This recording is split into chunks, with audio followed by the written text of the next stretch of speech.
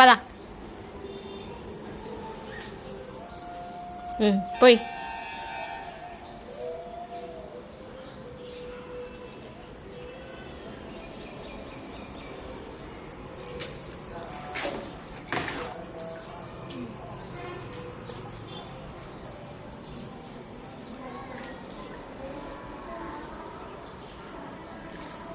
ఇంకా చాలే మొక్కో.